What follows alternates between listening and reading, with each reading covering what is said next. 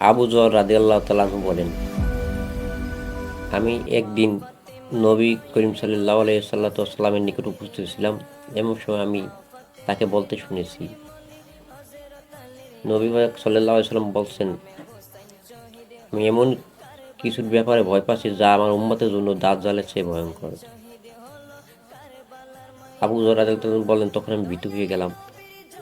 তারপর আমি দয়াল নবীকে বললাম, হে আল্লাহ রাসূল, আপনি এমন কি জিনিসের ভয় পাচ্ছেন যা আপনার উম্মতের জন্য দাজ্জালের চেয়ে ভয়ঙ্কর? তখন নবী পাক সাল্লাল্লাহু আলাইহি সাল্লাম বললেন, তা হলো পথভ্রষ্ট আলেমগণ। এরা দাজ্জালের চেয়েও আমার উম্মতের জন্য ভয়ঙ্কর। ইউনানি আহমদ, হাদিস নম্বর 20,335। তাই এই আলেমগণ যুগে যুগে ছিল, এখনো আছে, চিরকাল থাকবে। শয়তানরূপী আলেম এরা। এরা আহলে বায়াত পাক পাঞ্জাতনের কথা শুনলে ওদের আগুন জ্বলে। আহলে পাঞ্জাতনের বিরোধীদের চিরকাল ব্যস্ত ছিল, আজও ব্যস্ত আছে। নবীর জন্মদিন পালনে বাধা দেয়, মিলাদুন্নবী পছন্দ করে না। পাক পাঞ্জাত আহলে বায়াতের জন্মদিন পছন্দ করে না।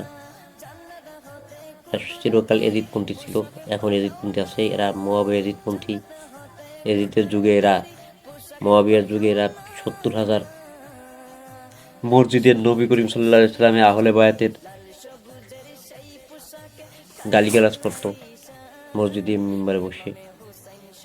জুমার খুতবায় আহলে বায়াতকে গালিগালাজ করতো। আজও এরা এই অবস্থায় চলতেছে। এরা হয়তো গা ঢাকা দিয়ে লেবাসদারি আলেম।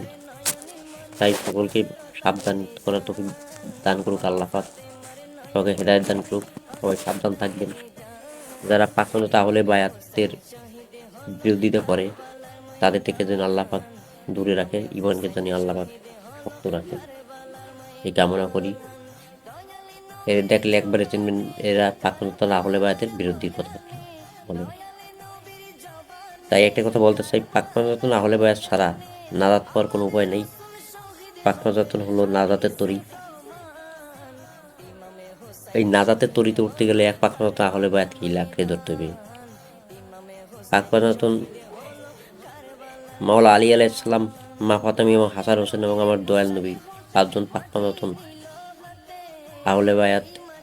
এদের অনুসরণ যারা করে তাদের সাথে চলাফেরা করার তৌফিক দান করুক, তাদেরকে অনুসরণ করার তৌফিক দান করুক, এই কামনা করি।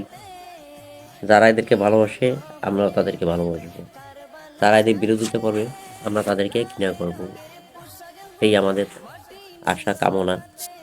সবাই ভালো থাকবেন, সুস্থ থাকবেন। সুন্দরভাবে বুঝাইতে পারি বুঝিতে নিলে ভুল ত্রুটি ক্ষমা করে দেখবেন। আল্লাহ হাফেজ। আল্লাহ পাক সবাইকে সঠিক বুঝ দান করুক, এই কামনা করি।